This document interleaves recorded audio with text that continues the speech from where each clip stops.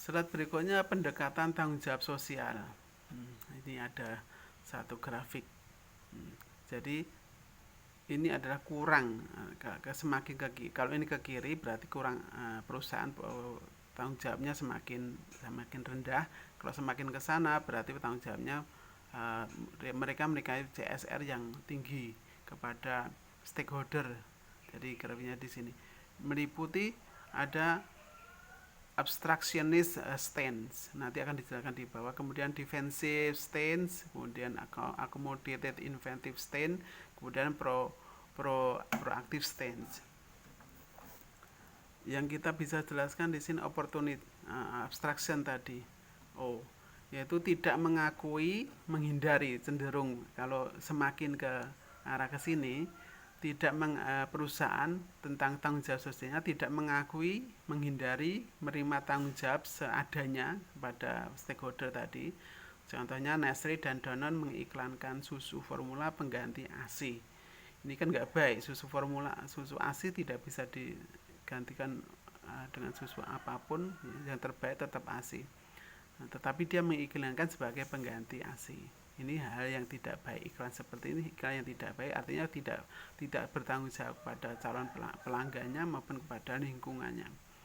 Kemudian berbuat, D adalah defensif tadi, berbuat sebatas yang legal saja, tidak lebih dari itu. Jadi sesuai dengan aturan gitu aja, dia ikuti aturannya.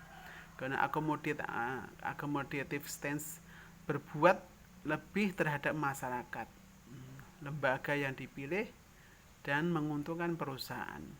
Dia akan berusaha berbuat lebih dari apa yang sekedar ditentukan.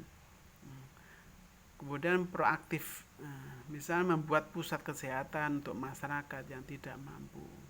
Ini jadi perusahaan berusaha mencari apa yang dia bisa berikan kepada stakeholder. Dia akan berusaha mencari, proaktif. Menjaga kepatuhan hukum.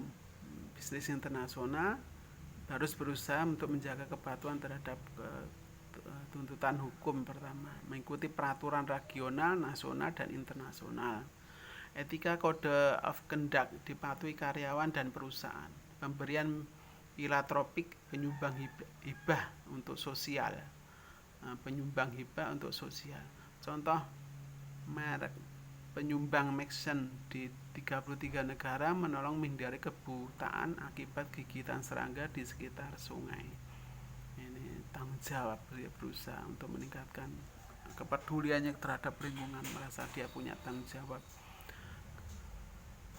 Dimensi informal tanggung jawab sosial, pertama kepemimpinan dan budaya perusahaan. Misalkan Johnson & Johnson menarik produk Tylenol yang terpapar racun, padahal bisa saja didiamkan karena pelanggan tidak tahu. Jadi dia merasa ini hal yang tidak baik, maka walaupun pelanggan itu tidak tahu, tetap dia akan menarik produk-produknya itu. Always whistleblowing, membocorkan rahasia perusahaan. Misalkan Enron 2001 dilaporkan oleh perusahaannya sendiri. Ini dimensi tentang tanggung jawab. Pendekatan sosial, filosofis etika. Oleh Stroman, sebutan ini dikemukakan oleh para akademisi etika bisnis untuk memperlihatkan kerangka pengambilan keputusan yang kurang pantas.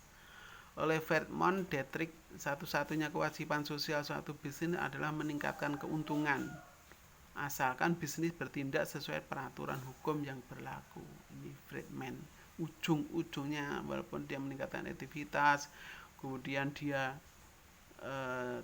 CSR tadi dijalankan dengan baik, tapi ujung yang utama adalah meningkatkan keuntungan bagi siapa? Bagi pemilik stakeholder, bagi pemilik perusahaan.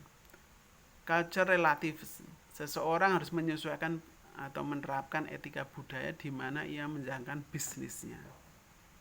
Harus menyesuaikan, menerapkan etika budaya di mana ia menjalankan bisnisnya oleh pendekatan kultural, budaya. Pendekatan filosofi etika oleh Stroman lanjutan adalah Ritos Moralis, penerapan etika negara asal perusahaan di negara lain tempatnya berbisnis. Yang berikut adalah naif immoralis. Jika seorang manajer MNC multinational corporation melihat perusahaan-perusahaan dari negara lain tidak mengikuti norma atau etika di negara tempat berbisnis, dia juga melakukan hal yang sama. Ini sana pendekatan filosofis naif immoral. Walaupun itu di situ tidak baik, dia perusahaan lain melakukan hal yang nggak baik, maka perusahaan ini juga ikut-ikut yang tidak baik. Ini sebenarnya pendekatan naif immoralis. Pendekatan etika yaitu utilitarian dan Kantian, pendekatan yang sesuai dengan etika. Utilitarian etis, nilai norma suatu tindakan ditentukan oleh konsekuensi yang diperoleh, dan keputusan terbaik adalah menghasilkan barang jasa terbaik untuk masyarakat luas. Yang terbaik kepada memberikan jasa layanan yang terbaik kepada masyarakat luas. Aliran utilitarianisme yaitu maksimisasi